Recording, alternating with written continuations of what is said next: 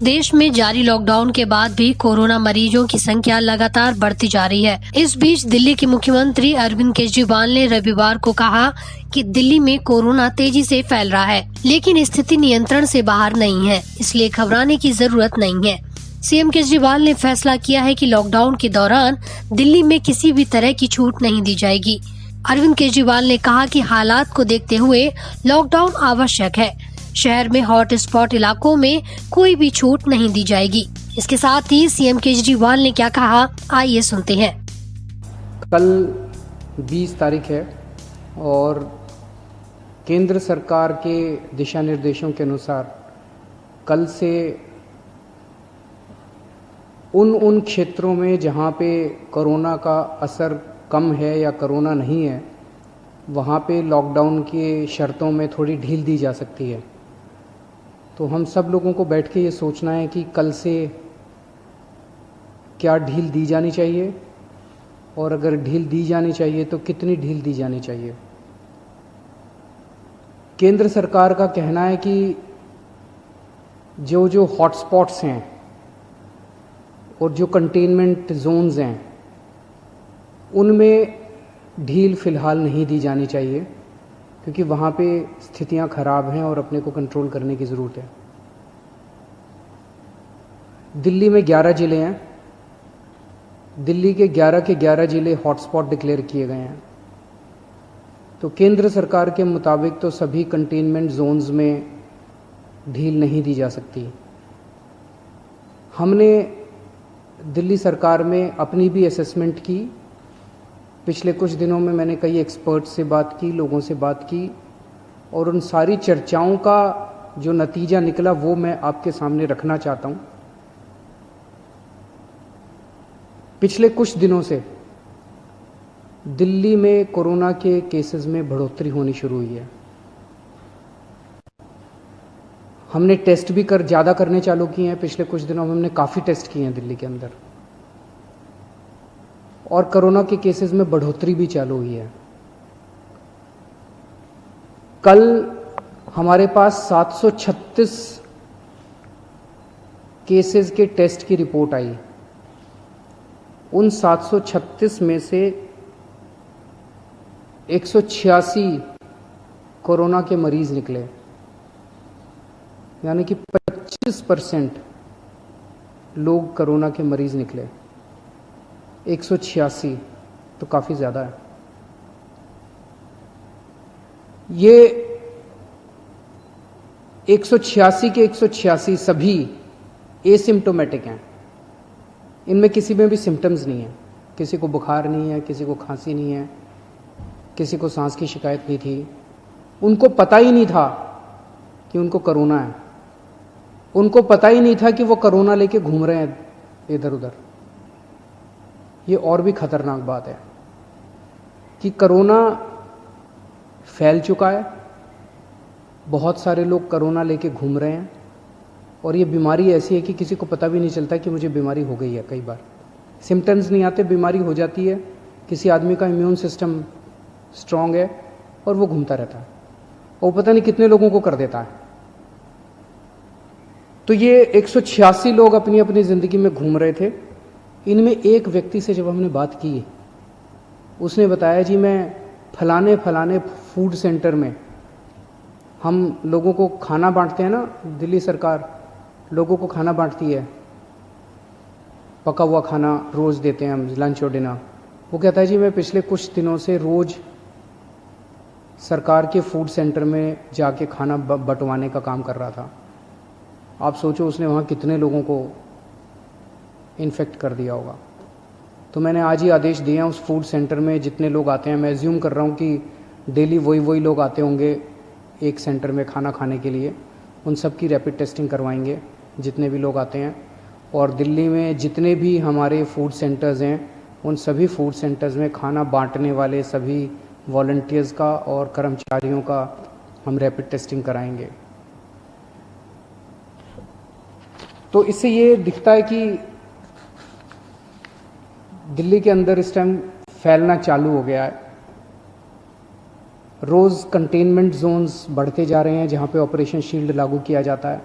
आज की डेट में 77 कंटेनमेंट जोन बन गए हैं दिल्ली के अंदर। हमने कंटेनमेंट जोन्स में रैंडम टेस्टिंग कराई थी, कहीं से 200 का सैंपल लिया, कहीं से 180 का सैंपल लिया, कहीं से, वहाँ पे रैंडम टेस्टिंग कराई थी। वहाँ पे निकल के आया कि कुछ कंटेनमेंट जोन्स जहाँ पे लोगों ने बात मानी, लोगों ने अनुशासन का पालन किया, लोग अपने अपने घरों में रहे, वहाँ पे एक भी नया केस नहीं आया। लेकिन जहाँ लोगों ने बात नहीं मानी और लोग गलियों में निकल आए, हम उस कंटेनमेंट जोन के अंदर किसी को नहीं आने देते, बाहर किसी को नहीं जाने देते। लेकिन अंदर लोग एक दूसरे के घर में जाते रहते हैं, लोग नहीं मानते, काफ़ी उनको मनाने की कोशिश की जाती है, सख्ती करने की कोशिश की जाती है, लेकिन कई जगह लोग नहीं मानते। जैसे मैंने कल आपको जहांगीरपुरी का उदाहरण दिया, जहांगीरपुरी की एक गली, उसके अंदर एक ही परिवार के कई सारे घर थे, चाचे मामे ताया ये सब, उनमें एक ही परिवार के 26 केस पॉजिटिव निकले, क्योंकि वो माने ही नहीं। कंटेनमेंट जोन होने के बावजूद वो एक दूसरे के घरों में जाते रहे। तो जहाँ जहाँ कंटेनमेंट जोन में लोगों ने बात मानी है, वहाँ एक भी नए केस नहीं मिले, और जहाँ लोगों ने बात नहीं मानी, वहाँ पे कुछ कंटेनमेंट जोन्स में कई नए केस निकल के आए हैं। तो एक चीज़ तो यह है कि दिल्ली में कोरोना तेजी से फैल रहा है, पर अभी स्थिति नियंत्रण के बाहर नहीं है, स्थिति नियंत्रण में है। स्थिति चिंताजनक है, पर घबराने की ज़रूरत नहीं है। अपने को सबको अनुशासन में रह के इसको कंट्रोल करने की ज़रूरत है। आज दिल्ली में टोटल 1893 केस हैं, मोटा मोटा 1900 मान लो, 1900 केस हैं। 1900 में से 26 आईसीयू में हैं और 6 वेंटिलेटर पे हैं। लगभग 43 लोगों की मौत हो चुकी है, 26 आईसीयू में है, 6 वेंटिलेटर पे हैं।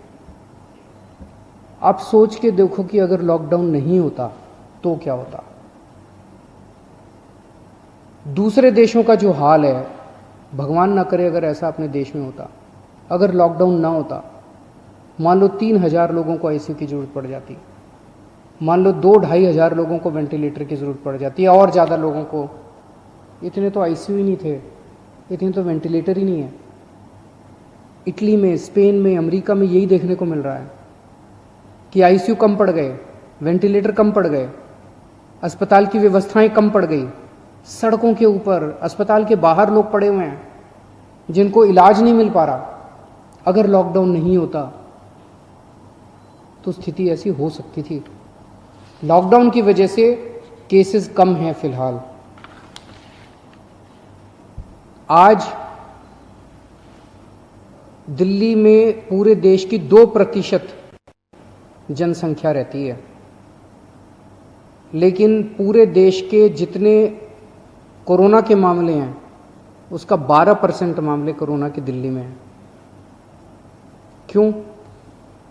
दिल्ली देश की राजधानी है, इसीलिए दिल्ली को कोरोना की सबसे मुश्किल लड़ाई इस टाइम दिल्ली लड़ रही है। पिछले 2-2.5 महीने के अंदर विदेशों से जितने लोग आए वही लेके आए कोरोना विदेशों से, अपने देश में तो था नहीं। जितने विदेशों से लोग आए, सबसे ज़्यादा लोग दिल्ली में आए, क्योंकि दिल्ली देश की राजधानी है, अंतर्राष्ट्रीय एयरपोर्ट और भी कई जगह है, लेकिन सबसे ज़्यादा लोग यहाँ आते हैं। सबसे ज़्यादा लोग यहाँ आए, उनको हमने क्वारंटाइन में रखा, लेकिन उसके पहले नहीं रखा था, बाद में आई गाइडलाइंस। तो सबसे ज़्यादा मार दिल्ली को बर्दाश्त करनी पड़ी। मरकज़ के अंदर जो इंसिडेंट हुआ उसका भी सबसे ज़्यादा मार दिल्ली को बर्दाश्त करनी पड़ी। इसे दिल्ली पे सबसे बड़ी जिम्मेदारी पड़ी। तो आज जब ये निर्णय अपने को लेना है कि कल से कुछ ढिलाई देनी है कि नहीं देनी, मैं भी देना चाहता हूं ढिलाई। इतनी सख्ती बड़ी मुश्किल हो जाती है। कैसे लोगों का गुजारा चलेगा, कैसे लोगों की रोजी रोटी चलेगी, कैसे लोगों का घर चलेगा। लोग बहुत मुश्किल में हैं, बच्चों के स्कूल बंद है। हम भी ढिलाई देना चाहते हैं, लेकिन ढिलाई देना बड़ा आसान है, और ढिलाई दे दी और स्थिति बहुत खराब हो गई, और उसके बाद अगर आईसीयू कम पड़ गए और अस्पताल के बेड कम पड़ गए और वेंटिलेटर कम पड़ गए और ऑक्सीजन कम पड़ गई और पता नहीं कितनी अगर जानें चली गई, तो हम कभी अपने आप को माफ़ नहीं कर पाएंगे। इसीलिए इन सब चीज़ों को ध्यान में रखते हुए हमें लगता है अभी थोड़ा संयम बरतने की ज़रूरत है।